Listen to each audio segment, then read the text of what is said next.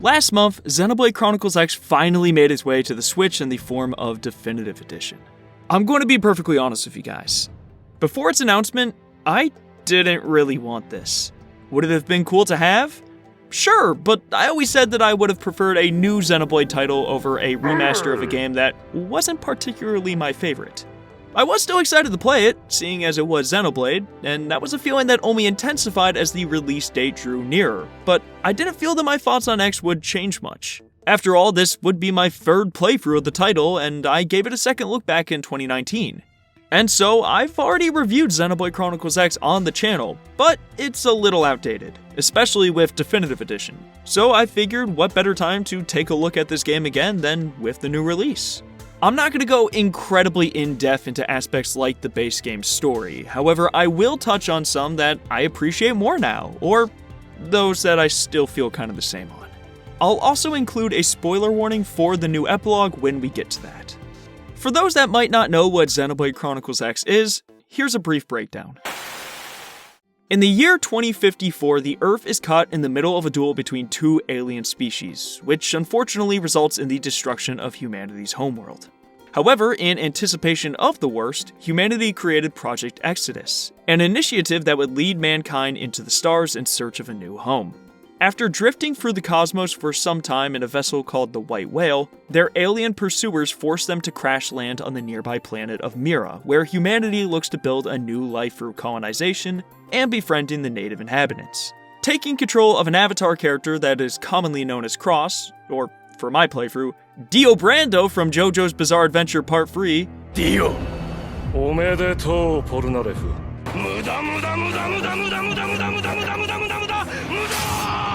Retire! You work for an organization called Blade to help their efforts of inhabiting Mira and locating a part of the White Whale called the Lifehold, where the rest of humanity awaits to be awakened. Throughout your journey, you'll travel beautiful, expansive continents, battle dangerous indigenous species, and clash with your alien adversaries in an attempt to secure the Lifehold and discover the secrets of Mira. Now, seeing as Xenoblade Chronicles X was a Wii U title that is approaching 10 years in age, the game was due for several adjustments to strengthen the player experience. So, to properly kick this review off, I want to start by examining the changes they've made for Definitive Edition and whether they make for a better game. So, let's begin with the most obvious one, the visuals. In some respects, X was already a pretty impressive game visually, especially coming from the Wii U. Models were very detailed and plenty of the locations were stunning to look at. The issues, however, were that the character models could look a bit uncanny, and the colors were pretty desaturated. To say it was devoid of color would be inaccurate, but with the insanely detailed and rugged models, it gave the game a grittier look when compared to its predecessor on the Wii. Definitive Edition gives the game a pretty noticeable makeover, replacing character models with ones that are stylistically much more in line with those seen in Xenoblade Chronicles 3. A majority of these characters have been given new life, like Irina, Lyn, and Elle. Although X still feels incredibly distinct and separate from the other Xenoblade titles, these changes help to bring it in line with the series' overall style. Other aesthetic changes that were made concern the font size and music, and oh my god, I can actually read necessary info and hear what the characters are saying. Xenoblade Chronicles X had an insanely tiny font that, coupled with all of the systems you have to keep in mind, made navigating these mechanics and menus a little overstimulating. The bigger font in conjunction with the stronger tutorials positions X as a more digestible experience. Additionally, Xenoblade Chronicles X's soundtrack, while excellent, could oftentimes overwhelm what the characters were saying during mission debriefings or other cutscenes. Our top priority above all else is supposed to be searching for the life. Hey, can you run that back? I can't hear what... Huh? Exactly. What? Although the balance still isn't perfect for every cutscene, it's much better, and I always have the option to tweak it further if I'd like to. Alongside the visual and aural updates are a plethora of other quality of life changes that range from cute and fun to fundamentally reworking X's identity for the better.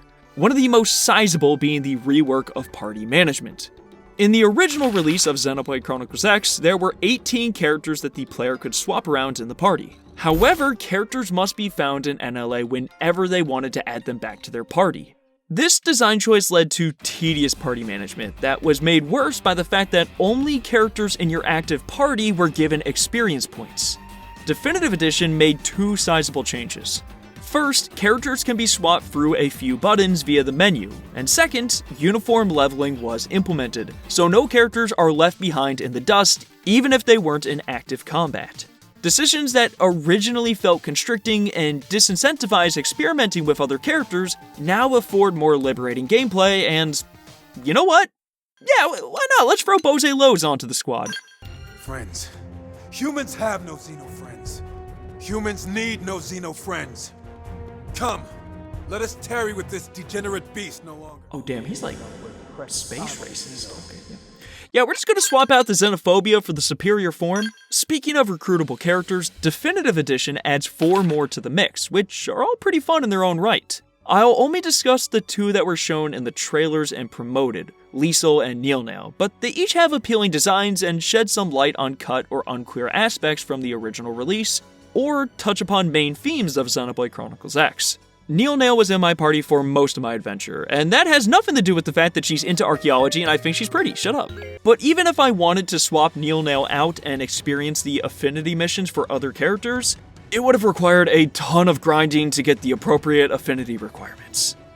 Is what I would say if this was the Wii U release. Definitive Edition made affinity much easier to gain, which means that you can max out a character's affinity and access all of their respective quests much faster. In my first playthrough of Xenoblade Chronicles X, I barely touched Gwyn.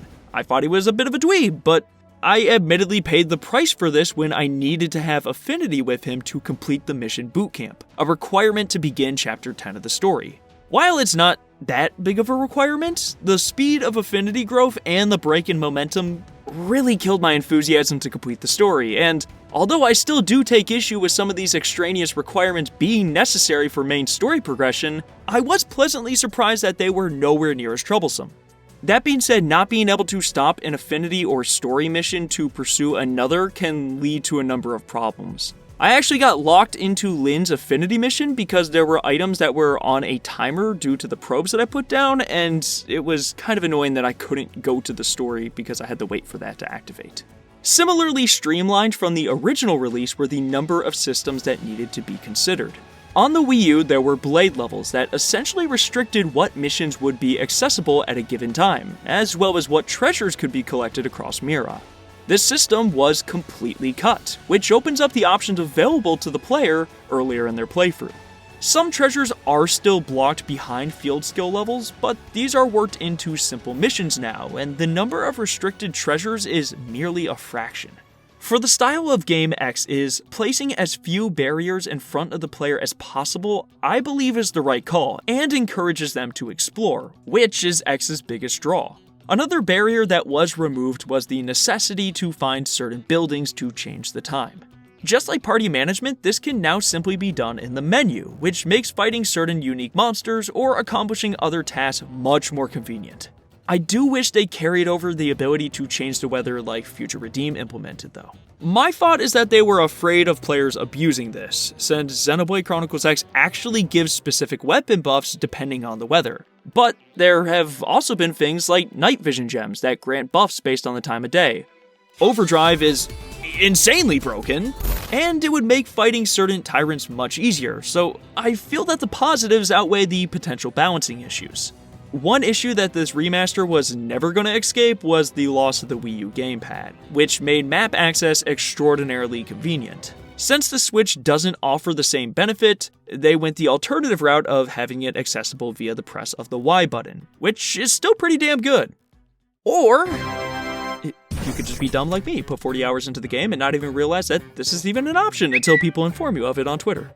I have no idea how I went that long without realizing, but what's even funnier is I brought up my grievance with the map system in a voice call, and everyone just went, yep, Like, guys, you weren't gonna tell me you could just press that button?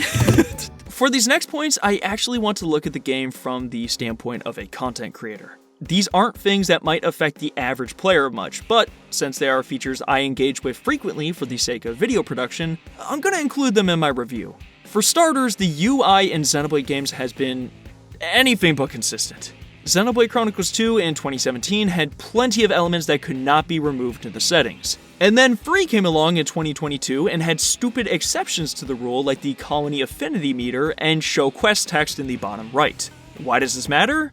Well, I utilize a lot of first-person shots in these games to collect B-roll footage or give a solid look at enemies, locations, or characters. When there are non-removable elements, I have to frame my shots differently or zoom in, which can affect the composition and not show as much as I would have liked to have. Definitive Edition games just do it better because, like the original, you can turn everything off in the settings, which I am grateful for. I'm also just happy to see that they've reworked how party members move when idle from what it was in Xenoblade Chronicles 3. Since you had an entire entourage in that game, characters would circle around you, which led to constant photobombs with even the slightest of adjustments, unless you got them stuck on geometry. Yet, since your party waits behind you in Definitive Edition, or hell, you could just kick them out of the party, you can take any shot you want completely uninterrupted. Finally, and this is probably the biggest one, but unlike the other titles, this game does not include an event feeder. This might be the single greatest addition to the series for content creators, as you can record or review any cutscene you like while customizing the weather, time of day, attire, or other variables for whatever you need in your video. Not including the feeder is a serious blow to available options and made me glad I recorded my entire playthrough. 778 gigabytes later. What feels like salt in the open wound is that you can lower the volume to isolate voice lines, but there's no feeder to utilize with it if you wanted a specific line. Again, these are points that are not going to affect the average player. This is just a personal thing, but let's go ahead and move on to something that's more indispensable. The core gameplay of Xenoblade Chronicles X has always felt like an extension of the first title, but much more complex. Beginning with the combat, characters use a combination of auto attacks and arts to chunk enemies or build a meter in the form of TP that opens the path to stronger arts or overdrive, this game's central mechanic. Overdrive is a critical mechanic to learn, as it is the gateway to significant damage output in addition to bonuses like additional appendage damage and counter increases, all the way to outside of battle variables like additional character and class experience. If you want to succeed in X, you need to understand Overdrive, something that I felt was terribly difficult to do in the original release without the use of outside resources. Even then, it felt much tougher than the likes of Xenoblade 1 and Freeze Chain Attacks, or Blade and Driver combos in Xenoblade 2. However, Overdrive is also bolstered by the single best addition made to Xenoblade Chronicles X Definitive Edition: quick cooldowns. Added to combat is the ability for players to use arts that are currently on cooldown by tapping into a resource shown on this bar. Depending on the cooldown, more of the bar will be consumed, and once you've emptied the bar in a battle, that's it. But what this mechanic offers is the ability to pump out more damage, fill dead space when you're waiting for arts to recharge, or capitalize on a teammate's art better. Let's say Elma uses Shadow Strike and inflicts stagger. I used Assault Hammer to try and trigger Topple earlier, yet it failed and I no longer have it available. In this scenario, in any other game with timer cooldowns, I would have had to wait for the opportunity to arise again. In Xenoblade Chronicles X Definitive Edition, I can choose to spend some of my meter to capitalize on Elma's stagger, allowing me to securely inflict the Topple state and deal serious damage. I cannot stress how strong and fun to use this mechanic is. And with no exaggeration, it was a huge part of my enjoyment of this revisit of the axe. Some might argue that it removes some of the skill expression and patience involved with timing your setups, but I feel the flow and positive feedback outweighs this for me. Admittedly, I'd even go as far as to saying it's the best system change the series has made in a long time. The other side of the gameplay coin is exploration, which I still believe is the best in the series. The 5 continents found on Mira play into the typical archetypes of your grass area, your desert area, and so on. However, there are slight tweaks to the formula that make them beautiful, varied, and really fun to explore. Noctilum is my favorite, due to the gnarled jungle routes making traversal fun, all while having a stunning view, especially at nighttime. In order to compensate for the sheer scale of this map, characters have much greater movement options at their disposal, including a sprint, a space jump, and the eventual Skell that boasts significant ground speed and aerial accessibility. If you see a place you want to go, by the endgame you can probably get there, and even a majority of those places can be reached almost immediately due to the agency afforded to the player. That comes with one stipulation, which is the frequency of high-level enemies that inhabit these continents and occupy specific areas. More than any other title, X is a stealth game, and I'm not talking Metal Gear Solid where it's like, oops, I got caught, time to either hide or commit a murder, or 7. No, you're either running or just straight up dying. Shulk's leisurely pace might be enough to get away from most enemies, but a breakneck blitz isn't enough to escape from Mira's hostile life forms. They will chase you down relentlessly, and I might just be crazy, but I felt that the sound detection in this game was a little more finicky than the other titles. Now, there are ways to circumvent detection, like Shadowrunner, but you still have to tread carefully in this game. Regardless, due to the changes with treasure and other mechanics, exploration feels even more rewarding this time, and it's what I loved most about this game. And with that, it's on to the big one. Going back to my 2019 review, Xenoblade Chronicles X's main narrative was the greatest aspect I took issue with. Do I think it's a terrible story? Not really, but it's an exceedingly safe narrative that lacks the emotional weight and resolute moments held by its numbered counterparts. I like several cutscenes and characters in X. Lao is definitely a standout, and Lyn is really well done if she is not tethered down by Tatsu, a character that I actually came to hate even more than I did originally. Most of the hate I see on Tatsu comes from his persistent and just unfunny comedic relief in the form of the food jokes and also just, oh no, I've caused problems for the party, aren't I so funny? It doesn't really work, but his biggest sin of all time is that he effectively drags down Lyn's character. Lyn, when she is not being brought down by Tatsu, is capable of producing some very emotional and strong moments that really make her one of the best characters within the narrative. But once Tatsu is added into the narrative, she begins to lose a little bit of that agency and her screen time. See, the thing about Tatsu's writing is that it is dependent on another character to make a comment on or to react to, and as a result, Lyn is usually that character. So, yeah, I really have actually come to hate Tatsu even more. Now, the funny thing is that I said that Lyn is brought down by Tatsu in the base game, but in the epilogue, she's pretty much untethered from him and is able to have that full range of emotion, which is exactly what I was looking for from this character. It's fantastic. But if we're being honest, the story is not this game's focus. It's the idea of being on a foreign planet that is your sandbox and the exploration that comes with it. We've seen from the cut content as well as all the previous Xeno projects that this game's intended direction was a bit too ambitious, which led to plenty of restrictions and the final product we got. I received several comments on those previous videos saying that the story is experienced through the affinity missions and side quests, which is where the real meat of the game is. Some responses even said that I didn't beat the game because I didn't do all of the side content, which I strongly disagree with.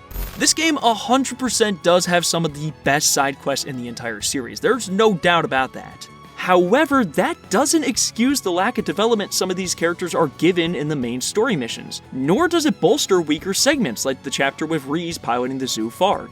A character and sequence that becomes irrelevant almost immediately.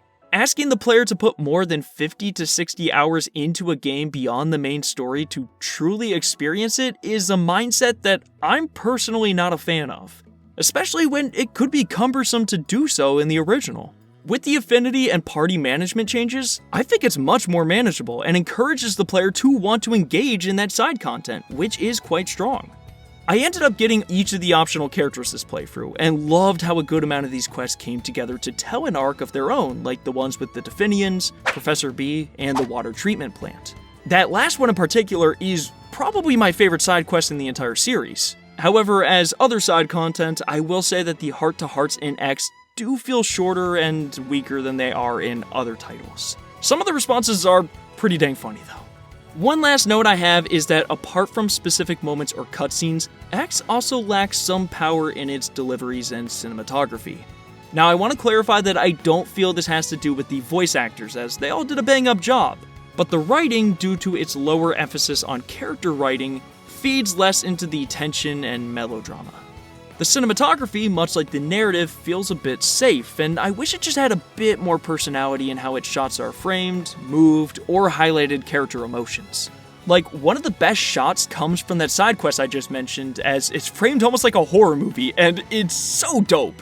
Overall though, my thoughts on Xenoblade Chronicles X's narrative haven't changed much. It's not terrible, it's just pretty average, which makes it seem worse when it's positioned alongside the other titles. However, X Definitive Edition comes with a new story expansion, which means that my complete sentiments are subject to change. At this point, I'm just going to go ahead and dive straight into all of the new epilogue content, and this is going to be more off the cuff than scripted, just because I want to get my raw thoughts out there and you can hear what I have to say very shortly after beating it. Also, if you have not beaten it yet and you would like to avoid spoilers, go ahead and go to this timestamp on the screen. Okay, so I truthfully don't really know where to start with this. I think overall I would say that my thoughts on the epilogue are a bit of a mixed reaction. I think this story about Al, Void, and the space between universes can lead to a truly compelling story. There are some very riveting moments in this epilogue, but my primary criticism, which ripples into a bunch of other issues, is the overall structure and pacing of this chapter. Previous expansions onto other Xenoblade Chronicles titles typically fall within the range of 10 to 25 hours, whether you are Future Redeemed or Torna. But this felt like the shortest one by quite a bit, likely due to the pacing issues. It took me about 7 to 8 hours, I'd say, and that was with doing everything in the new area. This epilogue is split into two very distinct parts. You have your cutscenes and you have your core gameplay, per, the base game. But this is not an even split. The cutscenes heavily outweigh the amount that you are actually playing the game.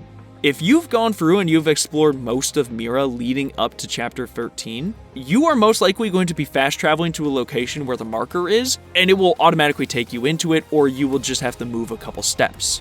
So, what the gameplay involves then is fast travel to a location, get some cutscenes, fight some enemies or fight a boss, get a lot more cutscenes, fast travel to a new location, rinse and repeat over and over again.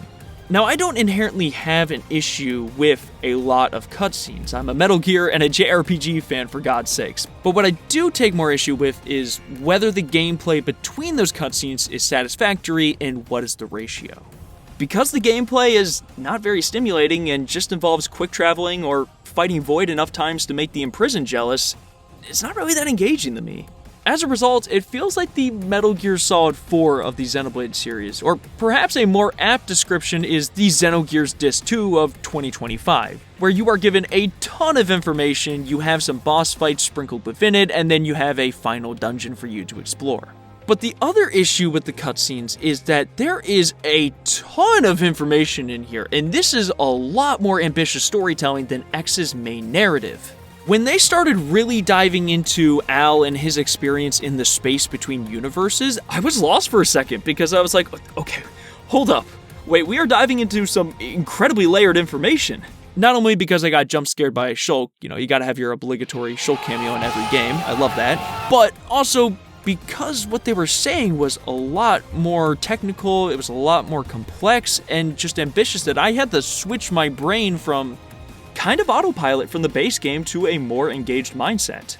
And like I said, that stuff is really interesting. I don't think Void is like a phenomenal villain, but it is intriguing that you have someone who is locked within the spaces between worlds, and the way that they talk is very sophisticated and very poetic, and it fits somebody who has just had time to gather all this knowledge from all these different universes, yet they can't understand such a simple thing as death, this thing that they were deprived of. That's really cool, as well as Al and his connection to Void and everything going on in the world and the original party. There are some amazing emotional moments in here with a conversation between Al and Lau on the beach, as well as just Lin and trying to carry on that legacy. I loved it, but it just felt like it was a little constrained within the time we were working with. I felt like the pacing was so fast we were getting overloaded with information. So that's why I say that, like, on paper and looking at what is presented here, it's really cool, but it is hampered by the way that it progresses and the overall structure of the epilogue.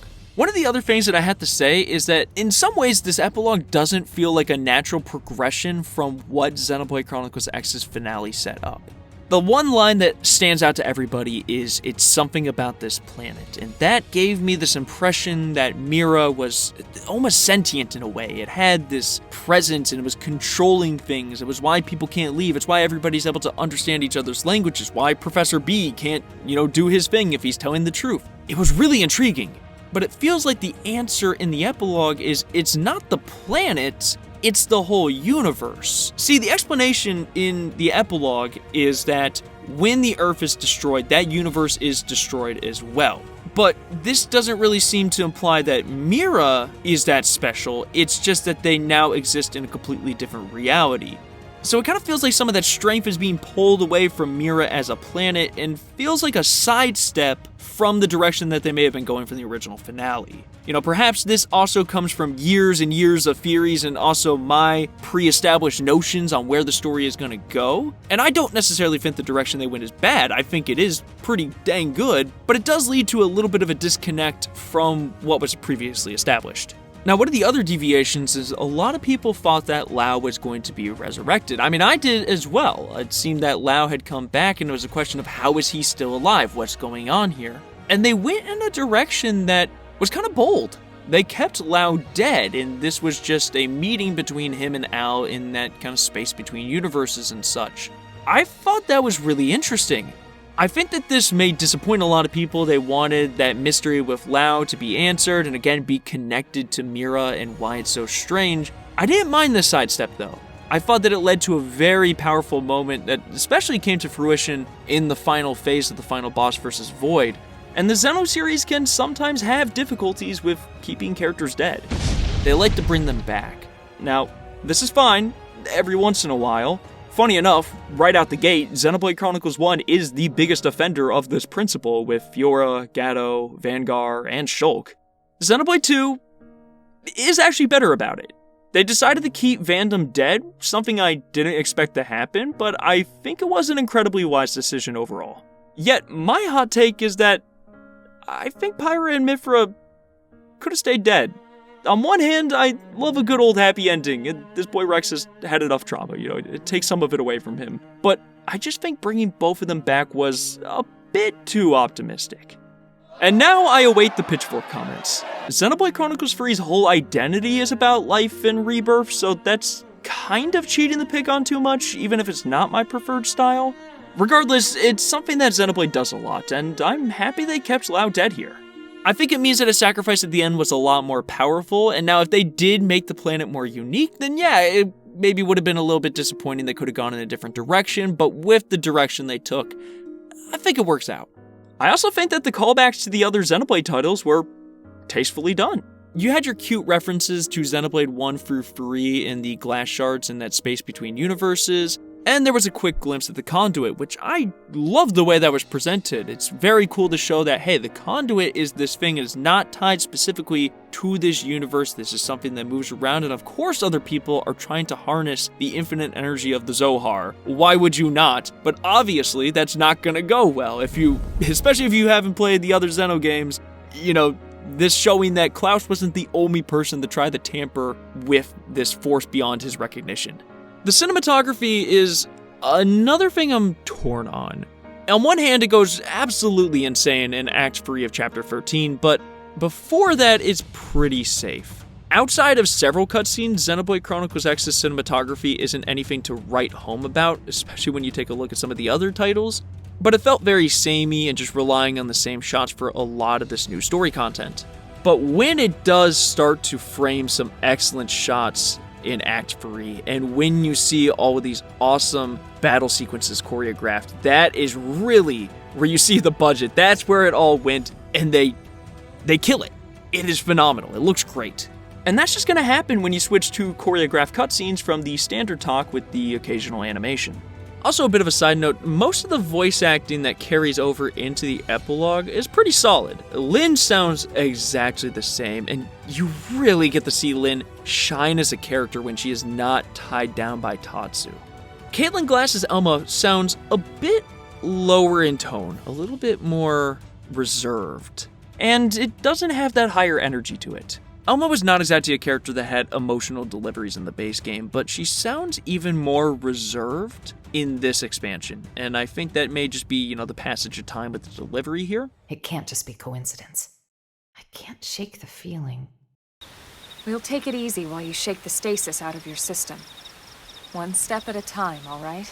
Now for Vandom, they actually weren't able to get his original voice actor, Darren DePaul. They had Gavin Hammond jump on, and I think for what he's given, he does a pretty solid job, but you can really hear the difference that it is not the original Vandom, and that's kind of a shame.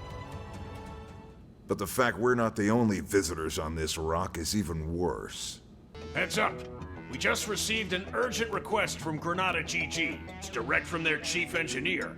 The last major addition to the epilogue is Volitaris, which is the final explorable area. This area looks phenomenal, it sounds phenomenal, especially that battle theme just kicks ass so good. But, very much like the rest of the expansion, the gameplay side of it feels lacking compared to what else is on display here. The exploration just wasn't as captivating in this area as it was on the other continents found on Mira. So overall with the epilogue, I had heard people say they either loved it or they hated it. I didn't really see much in the middle ground, but I think I fall there. I lean more on the side of liking it. I think that the concepts and the narrative identity are awesome. I think it is much more of an improvement on X's story that leads to a much more ambitious narrative. The problems, though, with the progression and the gameplay and the overall structure do hamper the experience, which I think could have been given more time to develop or felt more connected to where the base game of X ended. That being said, I never really thought we would get a Xenoblade Chronicles X 2, and now with this, I think there could be a chance, depending on the interest of this title and how well it sells. Examining the game as a whole, Xenoblade Chronicles X is a game that I have wanted to love, but it just really wasn't my kind of game, due to it being more focused on the gameplay rather than having a tighter story with more ambitious moments. It was just something that I came to accept, and the idea of Definitive Edition wasn't too enthralling to me. I would much rather have had a new title or to keep it going. But after playing through this game again and seeing all the changes as well as the new epilogue, I feel like I can confidently say that this was the game I didn't know I needed. I've come away with a much greater appreciation for Xenoblade Chronicles X. I still think that I prefer the other titles due to the story presence as well as just the whole package, but I like this game a lot more now. That was not something I was expecting, and I'm pretty happy about that. I feel much more interested to want to do stuff with it. I did a decent amount of the side content in preparation for this review. I got all of the optional characters before the epilogue and everything like that, but I'm honestly tempted to dive back into it and do more content, which is something I never would have said about the original. And I think that comes down to the strength of the changes they made and the core gameplay just being pretty satisfactory. At the end of the day, I may not be over the moon about this game like a lot of other Xenoblade Chronicles fans, but I have a much greater appreciation for it, and I came away saying, yeah, it's a pretty great game. I'm always flip-flopping on whether I give scores to the games I review on this channel, but what the heck. I'm gonna go ahead and give Xenoblade Chronicles X Definitive Edition an 8 out of 10. But that's what I had to say on Xenoblade Chronicles X. I hope you enjoyed this review. If you agree with my thoughts or if you had, maybe different opinions on some of these matters, feel free to leave a comment down below. I'm going to be going through and reading them and just seeing how other people are receiving the epilogue and all of the other stuff in this, especially if it's their first time playing Xenoblade Chronicles X. I really want to see what their impression is. I've already scripted an analysis video talking about my favorite cutscene within the game, and that should be going into production very shortly after this comes out, so look forward to that. I also have a series of shorts that I'm currently working on that'll come out later this year, and some on Xenoblade X, some on Pokemon, so on and so forth, so I'm very excited about that. And then finally, if you did enjoy this video or are excited to see other videos on Xenoblade Chronicles X or other narrative-based video game series, feel free to click the like button and subscribe to be notified about when other videos are coming in the future. It also helps out the channel a lot and brings other people in to see this stuff. And on that note, I'm going to go ahead and wrap it up here. So again, thank you all for the support and for watching the video, and until next time.